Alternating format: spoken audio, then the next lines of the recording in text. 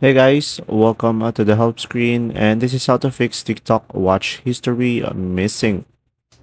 So guys, first thing that you will do is to make sure you have the latest version of TikTok, and now open the application. So from here, just go to your profile on the bottom right corner of the screen, and then from here, click on the three dots and go to settings and privacy.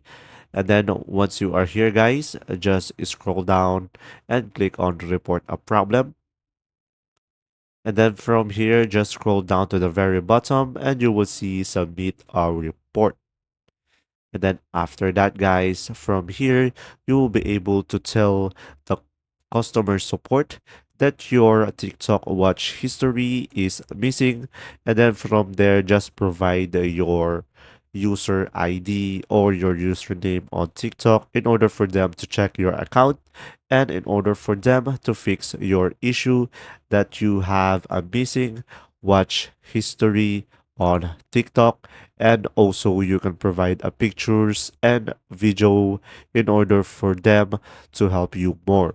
And there you go guys. If this video was helpful, please like and subscribe, and thanks for watching. See ya.